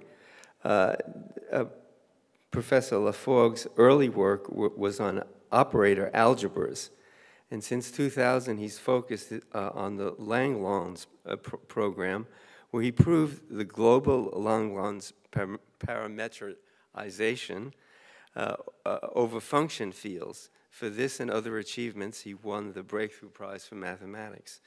And the title of his talk is Some Open Problems in Algebraic Geometry and the Langlands Program.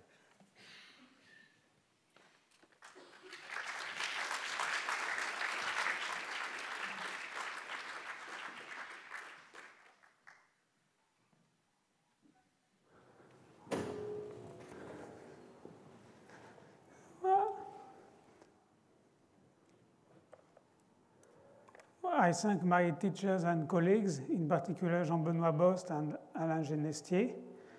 I'm very grateful to the CNRS for the permanent position and the great freedom which allowed me to think about big problems. So because of my French accent, I prefer to read the slides. It's easier for you to understand me. Freedom is essential to mathematics. Proofs can be formalized, but only humans can appreciate the interest and beauty of mathematical theories, make conjecture based on the harmony of different parts of mathematics, and find promising directions.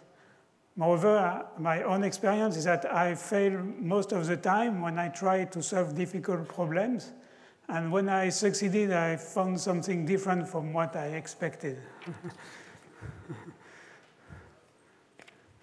So I will begin with algebraic varieties and then explain their cohomology and then turn to the Langlands program.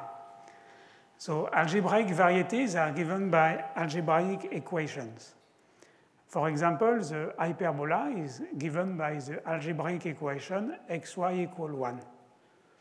The variety of solutions of this equation when x and y are real numbers is the usual hyperbola. We prefer to consider the variety of solutions of the equation xy equal 1 when x and y are complex numbers. We recall that complex numbers are of the form a plus bi when a and b are real numbers and I is the square root of -1. Thus, x, when we consider this equation, complex solution of this equation, x is known as an arbitrary non-zero complex number, and y is equal to 1 over x. We add 2 points at infinity where xy is equal to 0 infinity or infinity 0. In other words, x now varies in the plane of complex numbers plus a point at infinity. Thus, the variety of complex solution of xy equal 1 together with the 2 additional points has a topology of a sphere, which means that if it was made of rubber, it could be transformed into a sphere. Indeed, the complex plane plus a point at infinity can be transformed into a sphere by the inverse of the well-known stereographic projection. I recall that the stereographic projection from the sphere to the plane plus the point at infinity sends A to B and sends the N, the North Pole, to the point at infinity. The stereographic projection is used to make maps of Earth, and the image is from the beautiful movie Dimensions.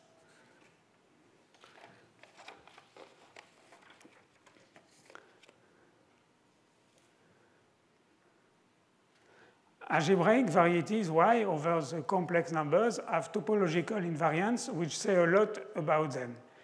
In particular, Poincaré and others attach to them cohomology groups denoted by hi of Y, where I is an indexing integer.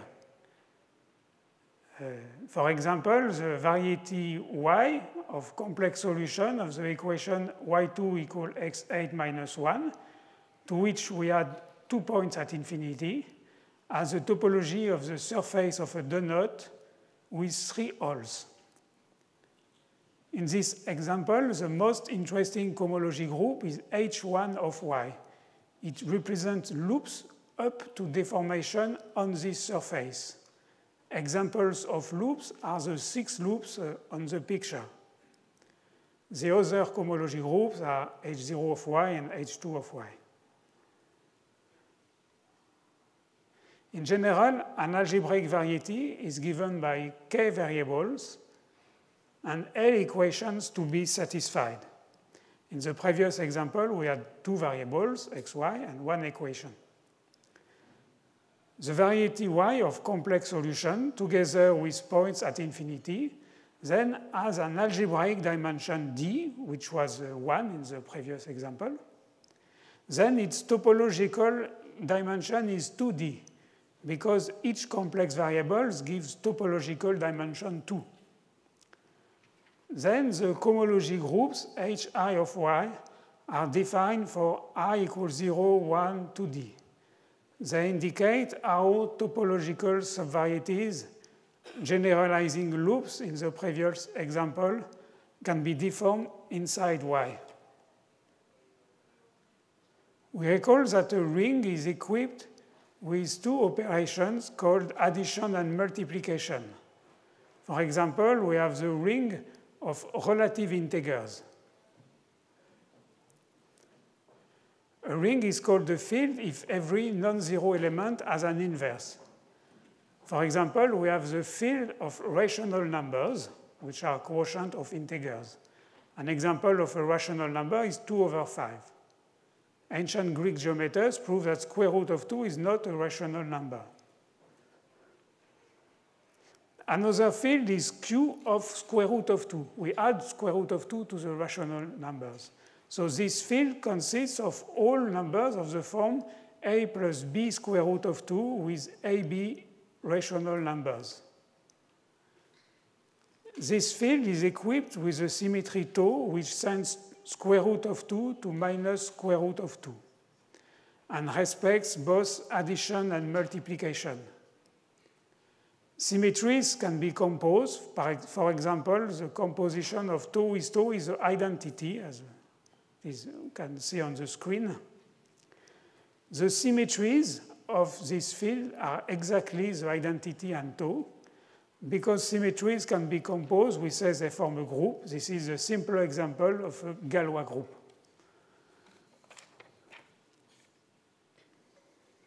Now we will see some very different fields. Some fields have a finite number of elements. For example, F2 denotes the field of integers modulo 2, which means that only parity matters. It has 2 elements, 0, 1, or rather even and odd. And we see that in this field, 1 plus 1 equals 0, for example, because 2 equals 0 in this field. This field is much used in computers. We can consider algebraic varieties defined over any field. Indeed, addition and multiplication are enough to consider algebraic equations with coefficients in a field F. For example, the hyperbola x y equal 1 over the field F2 with 2 elements is an algebraic variety over this field.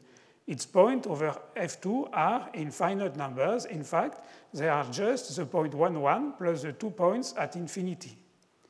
It seems that a variety over a finite field like F2 has nothing to do with topology. Remarkably, after suggestion of Weil and Serre, Grothendieck defined in the 60s for an algebraic variety over a field F cohomology groups thanks to a broad generalization of topology called topos theory. Moreover, these cohomology groups are equipped with a lot of symmetries, in particular actions of Galois group. And when F is a finite field, a field with a finite number of elements, these cohomology groups give formulas to count the number of points of Y over F. It seems that we have plenty of algebraic varieties. We can take as many variables and as many equations as we want. But the problem often goes in the other direction. We look for an algebraic variety Y such that one of its cohomology groups equipped with its symmetries has some properties, and we are not able to find Y because although we conjecture it exists. The cohomology groups can be cut into parts for reasons coming from algebraic geometry. Such parts of the cohomology groups come from mysterious objects, which Grothendieck called motifs. The Langlands program involves global fields, which are of two types, number fields and function fields. Examples of number fields are Q and Q of square root of 2. Most mathematical problems over number fields have analogs over function fields, which are easier. Considering function fields allows to incorporate geometric ideas which are very enlightening. I consider myself the case of function field. Here is an example of a function field. We recall that F2 is a field of integers modulo 2. We consider now the ring of polynomials with coefficients in F2. An example of such a polynomial is T3 plus T plus 1. We can write these elements in the form 1, 0, 1, 1. 1 is the coefficient of T3, 0 because there is no T2, and then 1, 1, the coefficients of T and 1. Okay. So if we write this element in the form 1, 0, 1, 1, we see that addition and multiplication are exactly the same as for integers written in binary representation, except that there is no carryover. So we see that this ring of polynomials is similar to the ring of integer z, but because there is no carryover, it is much simpler. The function field, f2 of t, consists of all quotients of such polynomials. So it is analog to the field of rational numbers. Langlands program is concerned with automorphic forms, which are objects of analytic nature. Examples of automorphic forms are functions on the half plane of complex numbers, a plus bi, with b strictly positive, satisfying some transformation rules such that they are determined by the restriction to any domain in the tessellation on the screen. The Langlands conjectures predict that automorphic forms admit over a global field F admit a spectral decomposition in the same way as light is decomposed into rays of different colors by a prism. Moreover, each color of this decomposition should have an arithmetical geometric interpretation, namely, it should be a motif, it is a part of the cohomology of an algebraic variety over F. This is far from being proven in general. In the case of number field, Shimura's varieties give the partial answer. In the case of function field, varieties of Drinfeld-Stuka give the answer in general at the level of cohomology, but unfortunately not yet in a motivic way. So 3 big problems are the following. First, we want to understand multiplicities in the spectral decomposition conjectured by the Langlands program. Major works were done by Arthur and Go-Bao-Cho. In the case of function field, Alain Genestier and I have a project about this question. Another conjecture of Langlands, called the functorially conjecture, is a quantization problem. Quantization is the way we pass from classical mechanics to quantum mechanics. It's always a mystery. And the Riemann hypothesis as generalization which involve automorphic forms. The analog of this generalization for function fields were proven by Deligne in the 70s. And it is very important to look for another proof of Deligne's theorem, and Jean-Benoît Bost and I found a relation between this theorem and Deligne and the famous conjecture of Grothendieck. So in the rest of my talk, I will turn to something very different from the eternal beauty of arithmetic. So Fortunately, the beauty of our planet is in great danger. Climate change and collapse of wildlife and biodiversity threaten our future in an unprecedented way. I ask myself what I can do as a scientist. So I want to share some personal opinions, only my own personal opinions. First, I read what economists say. So the standard economy recommends greener fiscality to include the negative externalities of pollution. For example, replace taxes on labor by taxes on pollution. And secondly, most importantly for us, we are scientists, investment in research, because private companies in competitive markets like solar panels, it's difficult for them to invest in research, so it's largely public good, and unfortunately, global investment in clean energy R&D is incredibly low, of the order of 0.02% of global GDP. So that's really, really a concern. And so economy, so I will go quickly on the economy because I'm not competent, but economy says the problem of free riding. It's also a problem of inertia because we cooperate through institutions which were built after decades or centuries of effort and after taking the lessons of past disasters. But they were built at a moment when the ecological crisis was not yet perceived.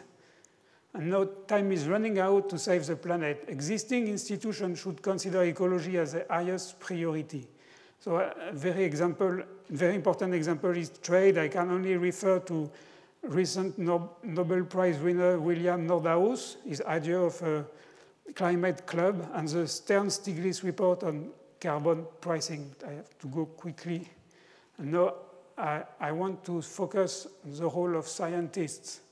So obvious suggestions are to invest more in R&D for clean energy, and basic research also is essential, to help collaborations between mathematicians, physicists, chemists, biologists, and subjects useful for ecology.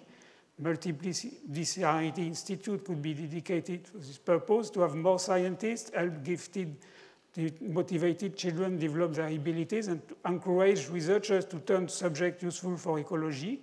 I would like to help create a website where people can meet each other in some sense. So, and many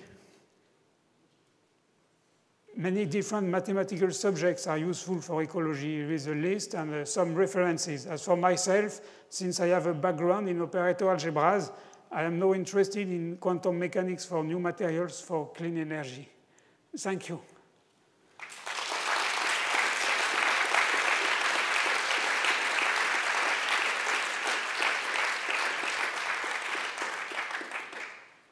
All the slides will be on my webpage because I had to skip some parts.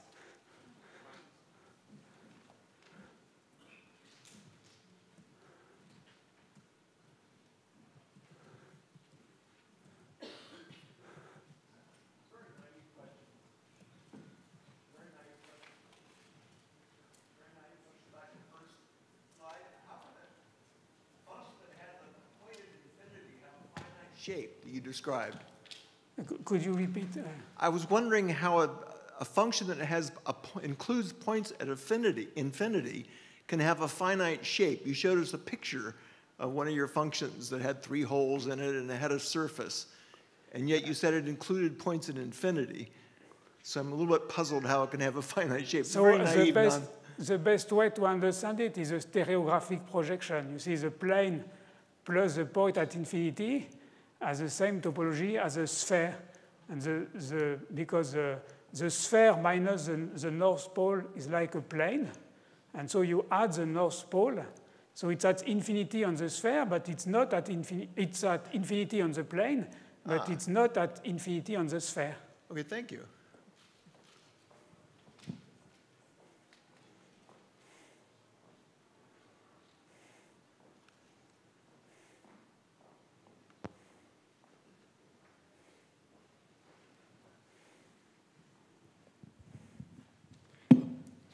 Thanks for your comments about ecology, which I think is a very important subject. For many scientists, such as myself, although the issue seems very important, there's something kind of intimidating about it, which is that the primary problems seem political. and I don't really know how much we can help with them, although, I mean, it would be great if we could. So the economist, economist says there are two things to do: carbon pricing, which is really a political issue, and even more than that, because it's related to trade rules. So Nordhaus has a solution with the climate club, but so it's very complicated. And the second part is research, because anyway we will not go to zero carbon emission without a technological breakthrough. And so the current investment in research development for clean energy is incredibly low. It's less than during the oil crisis, and it's less than the Apollo program. So it's incredibly low now. It's 1% of military expenditures, to give the size. So of course, this investment has to be increased. So people have to know that, and then politicians will increase it. And also we can organize ourselves, because to turn to ecology by ourselves and to collaborate.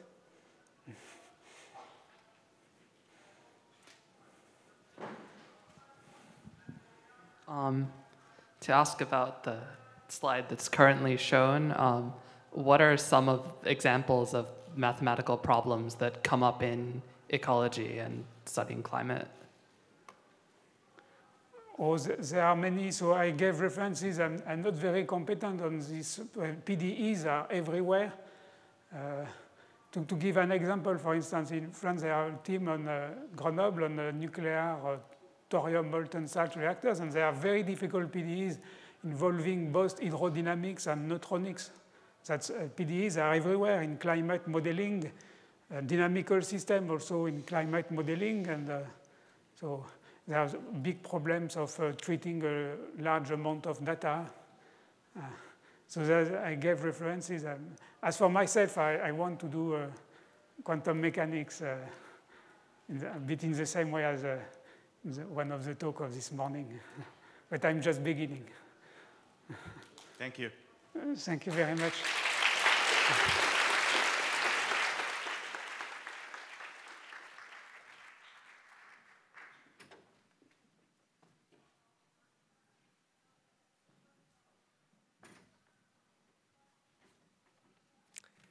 Adrian Krainer. Adrian Krainer is the St. Giles Foundation professor at Cold Spring Harbor Laboratory. And he's a molecular biologist who was one of the pioneers in studying a very amazing and unexpected aspect of the way genes are organized, and that is that bits of information come split with sometimes nonsense in the middle, and this is called RNA splicing. And it was Adrian's fascination with and trying to understand how this process actually came about, what it does, how it works, that put him in a very fortunate position to apply this ultimate knowledge to curing disease. And along with his fellow Breakthrough Prize winner in Life Sciences, Frank Bennett, and colleagues, he invented a drug which corrects this splicing defect, the way genes come together in messenger RNA, that actually has cured people of young people of motor neuron disease, in particular the spinal muscular atrophy. The title of Adrian's talk is RNA Splicing as a Target for the Next Generation of Precision Medicines. Adrian.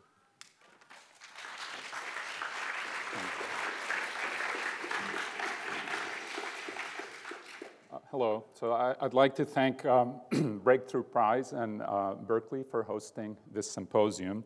So my collaborator and friend, Frank Bennett, and I received this award for the development of a drug called nusinersen, and the trade name is Spinraza.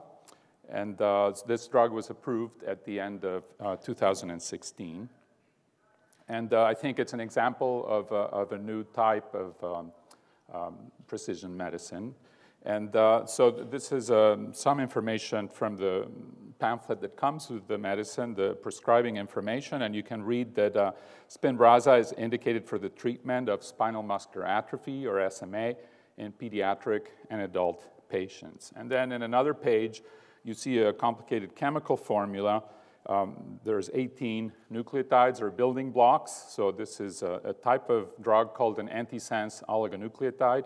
And Frank this afternoon will have a lot more to say about that. I'll mention some application of that.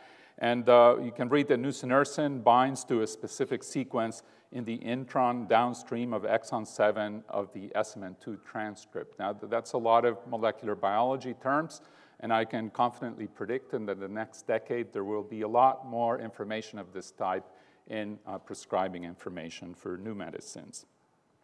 So I want to explain a little bit what these concepts mean for the non-biologists in the audience mainly. DNA, which stores the genetic information, is tightly packaged into chromosomes. Angelika talked about this morning, and so the chromosomes are present in the nucleus of the cell. And so there's something that we refer to as the central dogma of molecular biology, which is that information flows from DNA to RNA to protein. And so genes can be in an on state or an off state. So gene expression refers to this process of turning genes on. So when a gene is turned on, the information it stores is copied into a messenger RNA. So that's a single strand of RNA as opposed to the double strand of DNA. And that process is transcription, and it occurs in the nucleus of the cell. Then this messenger RNA or mRNA has to be exported to the cytoplasm, where it undergoes what we call translation, which is the decoding of the information. And this is done by a cytoplasmic machine, the ribosome, with the help of these transfer RNA or tRNA molecules. So the ribosome is able to translate from the language of DNA and RNA, which are, the language is written in 4 letters, nucleotides, into the language of proteins, which is written with 20 letters, amino acids. So you can see that the ribosome and the tRNAs are decoding the information in words of 3 letters in sequence, and then here's the new protein emerging. It's difficult to point with this device. The more accurate representations of the ribosome and tRNA are seen here on the lower right. So how does this happen?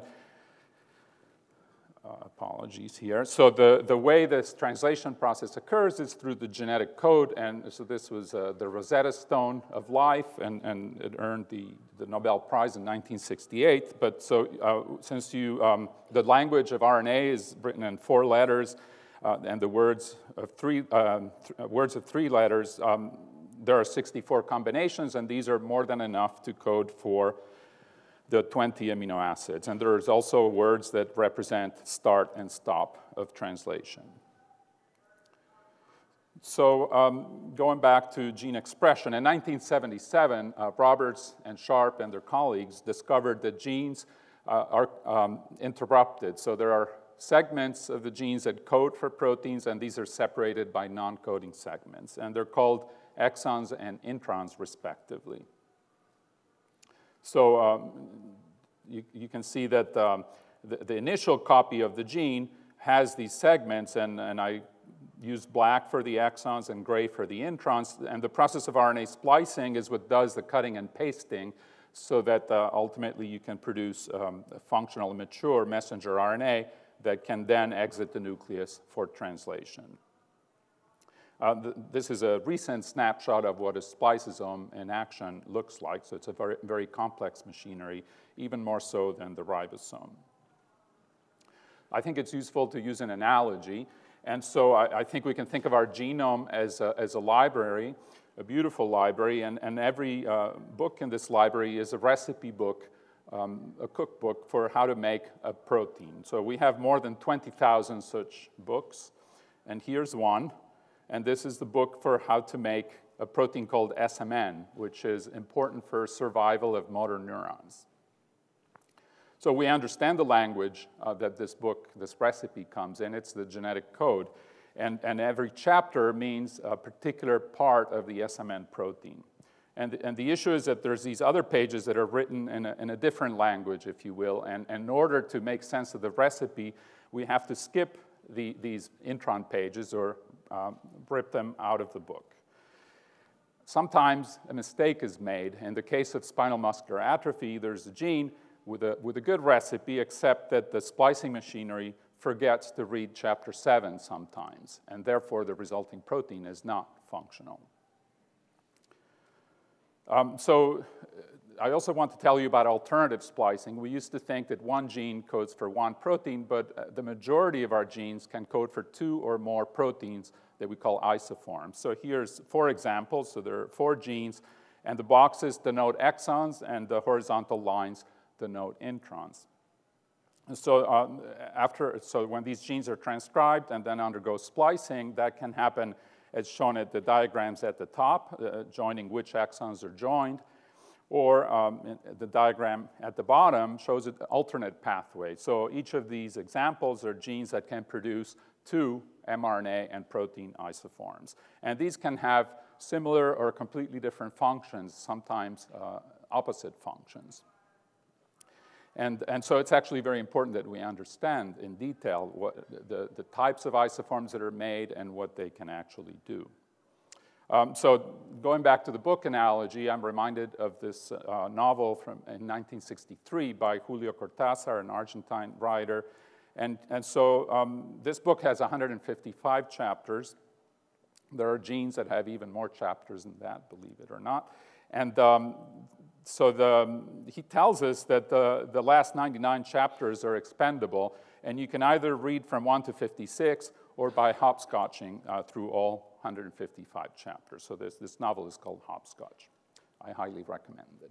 And so this is a shot of a genome browser for one particular gene, P53, which Angelika mentioned this morning. This gene is critical to protect us against cancer.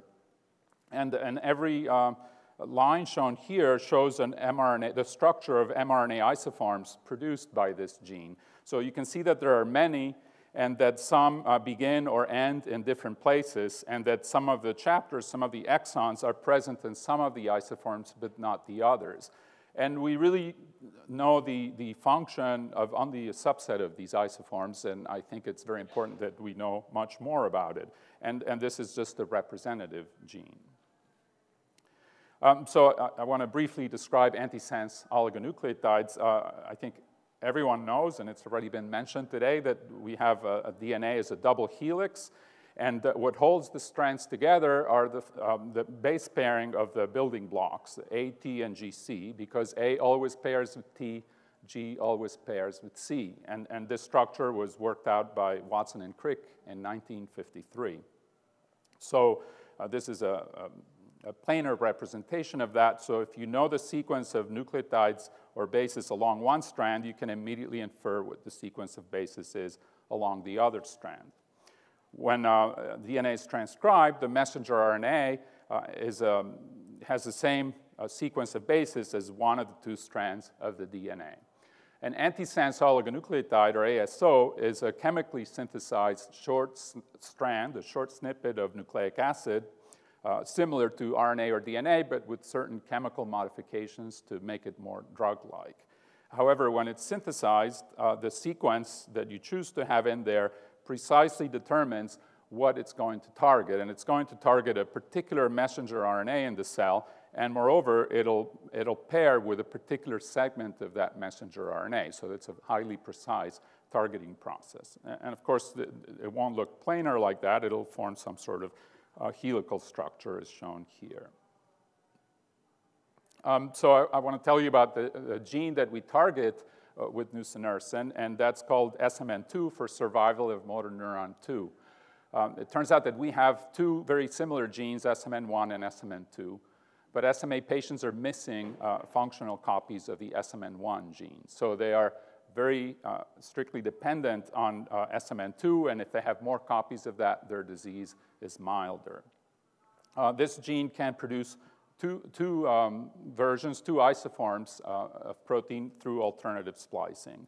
And so at the top is the functional isoform. This is just a diagram showing you the protein has different portions of it that are important, and how each exon or chapter codes for a particular segment. But this only represents about 10% of the output of this gene, and 90% is a different isoform that lacks exon 7, as you can see here. So the right end of this protein is different.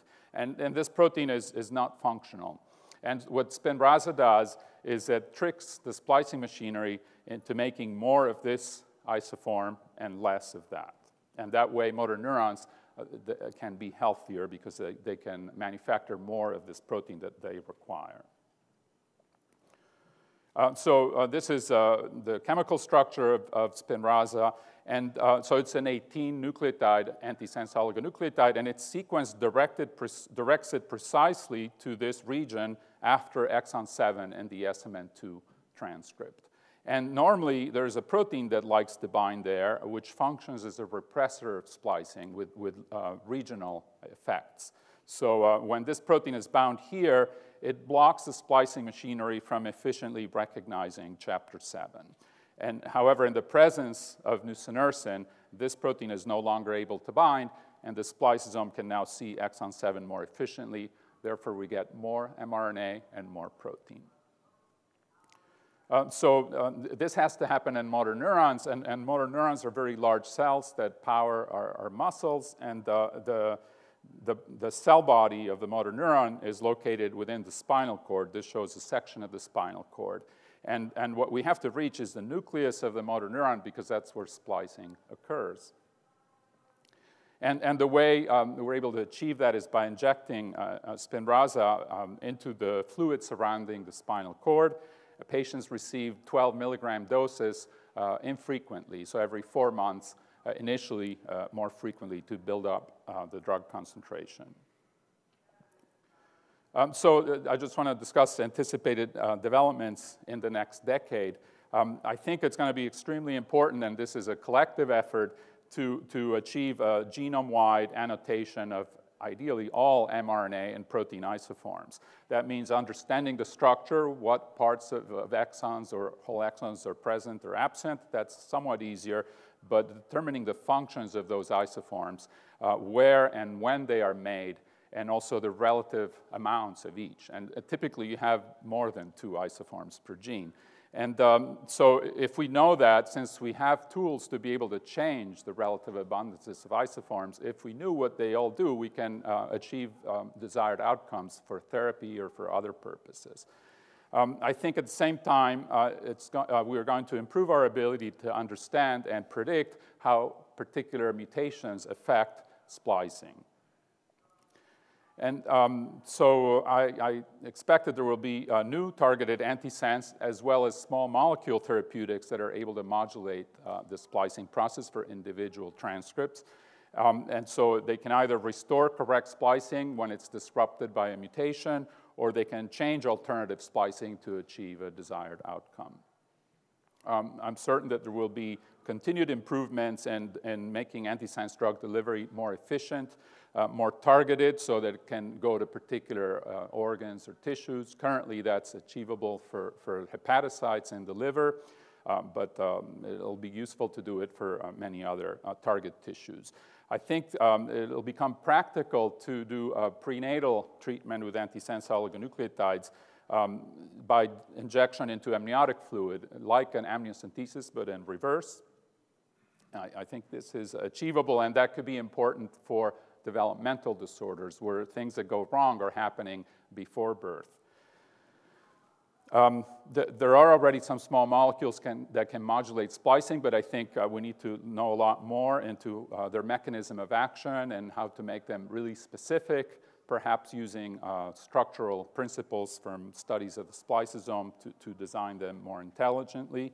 And also there will be interesting applications of more general inhibitors as opposed to modulators of splicing. And here's 4 examples of small molecules that are undergoing clinical development. So in terms of what diseases are targetable in this way, I told you about spinal muscular atrophy, for which we already have 1 approved drug. There's also 2 small molecules that are in clinical trials with the same target. In the case of Duchenne muscular dystrophy, an antisense oligonucleotide received conditional approval also in 2016 to alter splicing, in that case normal splicing, in order to bypass another problem similar to what Jennifer was telling us about. And so that actually turns a severe disease, Duchenne's, into a milder one, Becker's muscular dystrophy. So these are other diseases for which targeted splicing modulators, antisense, or small molecules are under development at present. And so you can read about the specific instances, but at the bottom I listed many others. I think cancer, although it's a very difficult problem, also offers potential, and one idea is to change alternative splicing of a relevant gene in a way that will harm tumor cells, but not normal cells. And another idea is that based on the observation that some tumor cells are more susceptible to partial inhibition of the general splicing process, and these are two small molecules that have been studied in clinical trials. And with that, I just want to acknowledge many people, all present and past members of my laboratory, but in particular, I listed some who worked on the development of nusinersen and or the work that preceded that, which was mechanistic work about splicing of SMN2. And especially I want to thank Yimin Hua, who did a lot of the work, and he's currently a professor at Suzhou University in China. So this was at Cold Spring Harbor Laboratory. We worked very closely with Ionis Pharmaceuticals, Frank Bennett and his colleagues there. The clinical trials were sponsored by Ionis and Biogen, and also I have to thank clinical teams that conducted the trials, and more than anybody, the patients who participated in the clinical trials and their families, and also the RNA and SMA scientific communities, and finally, foundations and agencies that supported our basic work and translational work on spinal muscular atrophy. Thank you.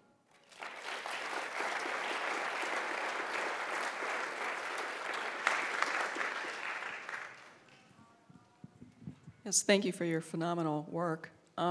Would these diseases be amenable in sometime in the future to the CRISPR-Cas9 system that we heard about earlier, or are the patients going to have to get injections for the rest of their lives with these modulating molecules? Right, thank you. I think there's different ways to approach these diseases. CRISPR-Cas9 is one way. I think what needs improvements there is efficiency. So in diseases of this type, you may want to reach close to 100% of the affected cells or just the majority, and changes have to occur uniformly. Typically, this technique is very widely used, but in the laboratory, we can select the cells that have undergone exactly the change we want. But if that cell is a motor neuron in the spinal cord, first you have to know how to do that very efficiently. And I think it will be possible. It still needs more development. But in this case, and with antisense oligos, we're targeting the RNA, so we're not making changes in the gene. And therefore, the patients continue to need the drug to maintain high levels of the protein.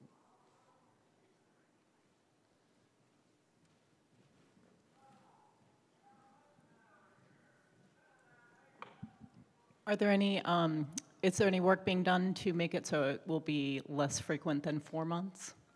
Any improvements to it in the pipeline? Right.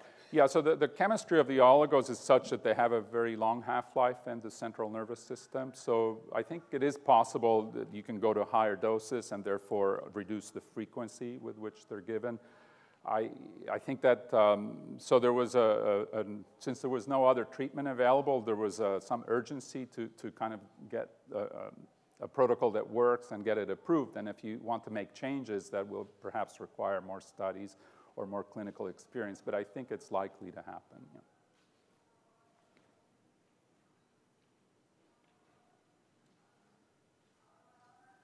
Okay, thank you. Thank you.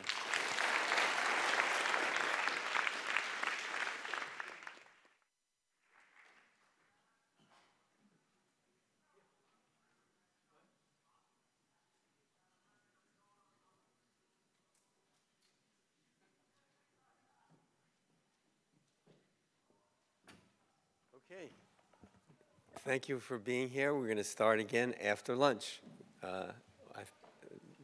Please come back. Thank you.